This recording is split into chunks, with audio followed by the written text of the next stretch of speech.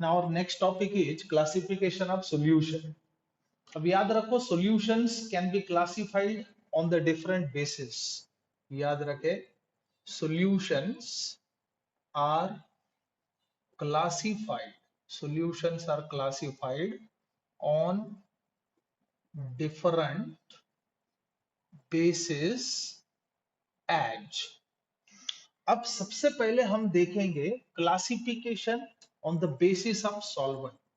So let's discuss classification on the basis of solvent. यानी जो solution हम देखेंगे उसमें सॉल्वेंट कौन सा है, उस आधार पर सॉल्यूशन के क्लासिफिकेशन बताए जा सकते हैं. सो वेरी फर्स्ट क्लास, इसमें सबसे पहला क्लास हम देखेंगे एक्वियस सॉल्यूशंस.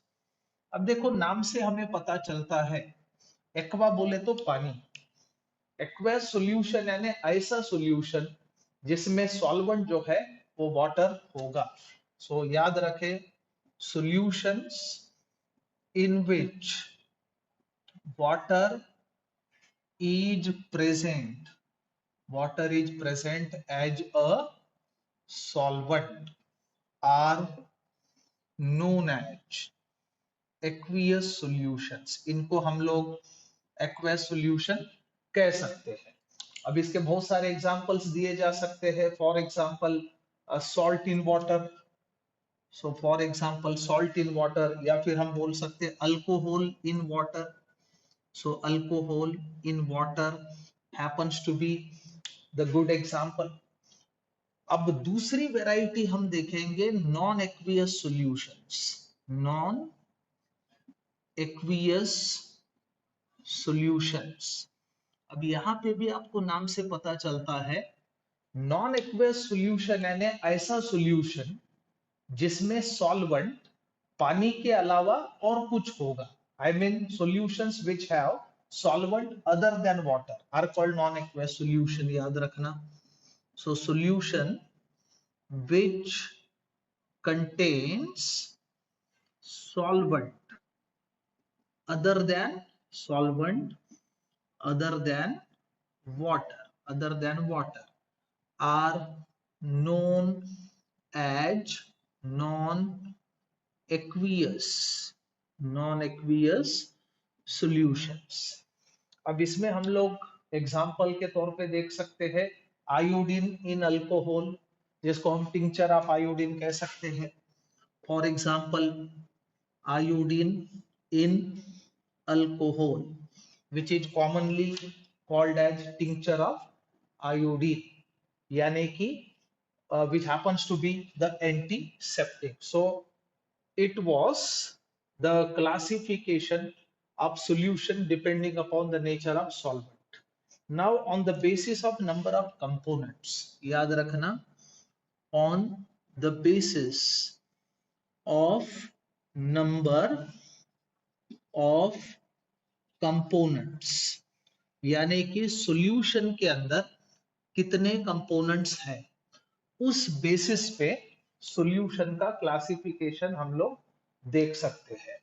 सो इस आधार पर सबसे पहला क्लास होगा बाइनरी सॉल्यूशन. Binary solution. अब देखो यहां से नाम से हमें पता चलता है कि binary solution means the solution which contain just two components. For example sugar in water, जिसमें दो ही कंपोनेंट्स है, एक है शुगर दूसरा है वाटर, तो उसे बाइनरी सॉल्यूशन कहा जा सकता है. So solution containing two components is known as binary solution. अब इसमें एग्जांपल हम दे सकते हैं सॉल्ट इन वाटर, या फिर आप शुगर इन वाटर भी कंसिडर कर सकते हैं. उसके बाद नेक्स्ट वैरायटी टर्नरी सॉल्यूशन. अब देखो नाम से पता चलता है टर्नरी सॉल्यूशन बोले तो सॉल्यूशन कंटेनिंग 3 कंपोनेंट्स, या फिर हम सिंपली ऐसे बोल सकते हैं it contains it contains three components, three components. अब इसमें हम लोग एग्जांपल के तौर पे बता सकते हैं solution of salt, sugar and water, यानी पानी के अंदर सॉल्ट और शुगर दोनों को अगर हम डिसॉल्व करते हैं तो हमें जो सॉल्यूशन मिलेगा that happens to be the ternary solution. उसके बाद क्वाटरनरी सॉल्यूशन बोले तो जिसमें चार कंपोनेंट्स है। ये सिलसिला आगे बढ़ते जाएगा depending upon the number of components. अब इसके बाद on the basis of physical state of components, on the basis of physical state, physical state of components, यानी सॉल्यूशन के अंदर जो कंपोनेंट्स है उनके फिजिकल स्टेट्स क्या है। लार्जली याद रखना हम लोग बाइनरी सॉल्यूशन को टारगेट करेंगे, यानी ऐसा सॉल्यूशन जिसमें दो कंपोनेंट्स होंगे। अब जो दो कंपोनेंट्स है उनके फिजिकल स्टेट्स क्या है, उस आधार पर सॉल्यूशन का क्लासिफिकेशन किया जा सकता है। सो इसमें सबसे पहली वैरायटी हम बात करेंगे सॉलिड सॉल्यूशंस, सॉलिड सॉल्यूशंस। याद रखना सॉलिड सॉल्यूशन बोले तो ऐसा सॉल्यूशन जिसमें सॉल्वेंट का फिजिकल स्टेट सॉलिड होता है।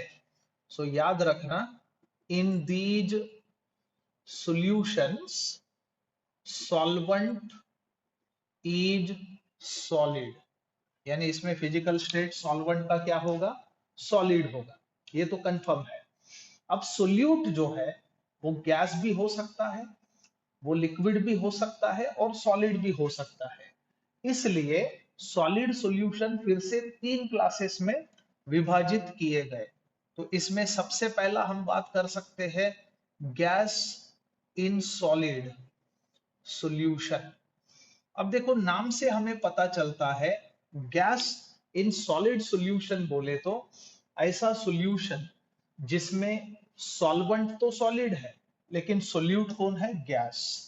अब इसका बेहतरीन एग्जांपल हम दे सकते हैं H2 gas in palladium, in palladium. Normally reduction process में हम लोग क्या करते हैं कि हाइड्रोजन की एडिशन कराते हैं in presence of nickel, palladium और प्लैटिनम।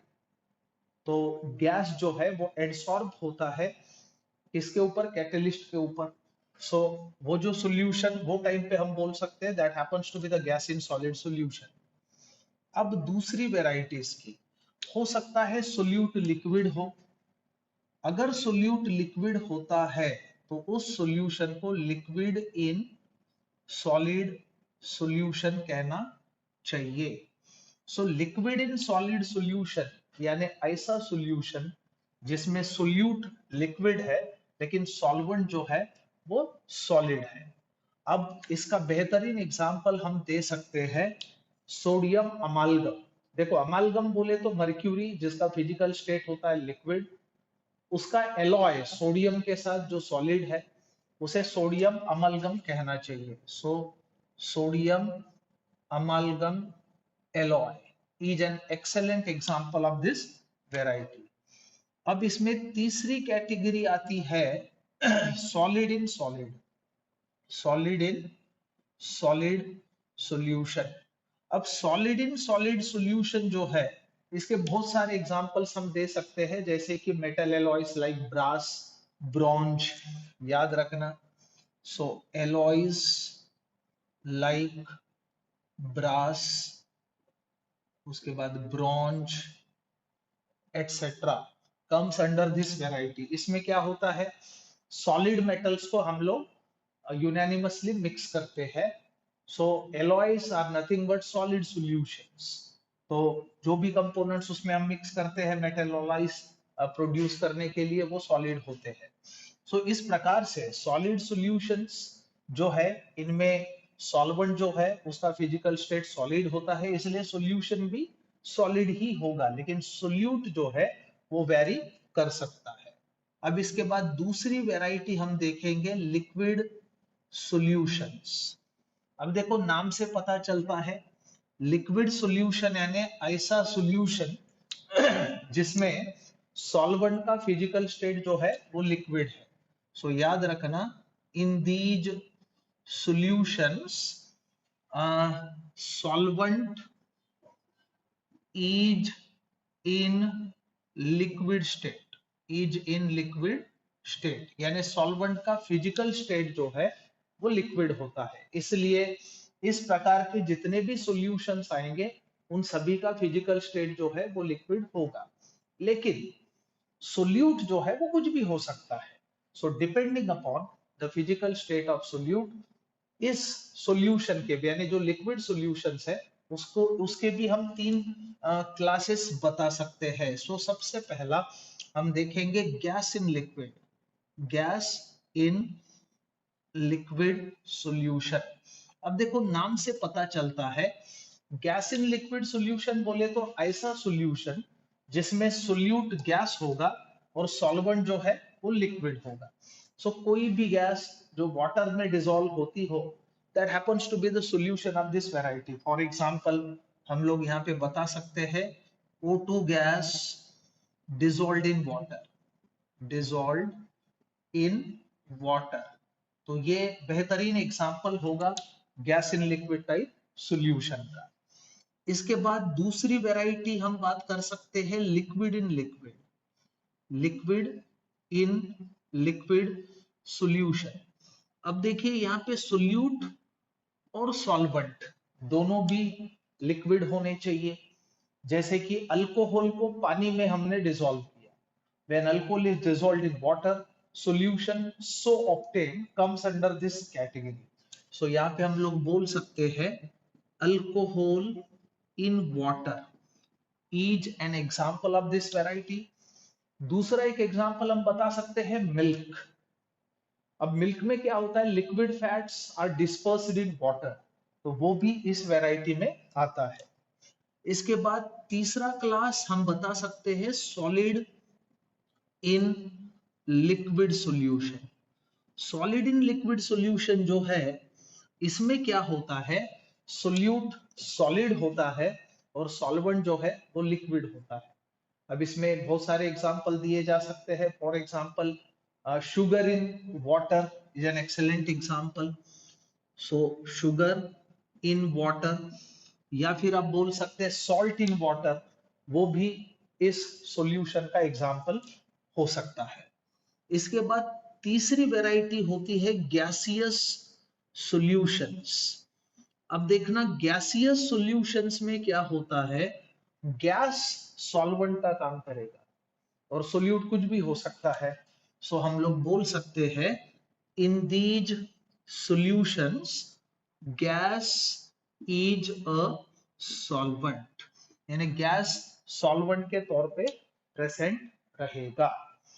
अब गैस सॉल्वेंट है, इसका मतलब जो भी सॉल्यूशन होगा इस वैरायटी के अंदर उसका फिजिकल स्टेट गैसियस होगा, इसमें कोई दो राय नहीं। लेकिन सोल्यूट जो है वो गैस भी हो सकता है, लिक्विड भी हो सकता है, सॉलिड भी हो सकता है। ऑन दैट बेसिस इसके भी तीन टाइप्स बताए जा सकते हैं। सो सबसे पहला गैस इन गैस सॉल्यूशन। अब देखिए गैस इन गैस सॉल्यूशन बोले तो ऐसा सॉल्यूशन जिसमें सोल्यूट और सॉल्वेंट दोनों भी गैसेस है। तो यहाँ पे हम लोग बोल सकते हैं mixture of gases. So mixture of gases यानी इन सिंपल हम बोल सकते हैं एयर। एयर में क्या होता है, बहुत सारे गैसेस है जो होमोजीनियसली मिक्सड है। So that happens to be the variety.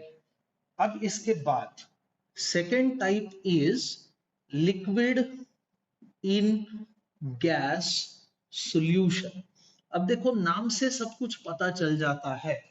Liquid in gas solution का मतलब क्या होगा, लिक्विड सोल्यूट होगा और सॉल्वेंट हमारा गैस होगा। जैसे कि ह्यूमिडिटी इन एयर, खासकर बारिश में यानी रेनी सीजन में एयर जो है वो ह्यूमिड होती है। तो एयर में क्या होता है, लिक्विड ड्रॉपलेट्स यानी वाटर ड्रॉपलेट्स प्रेजेंट होते हैं।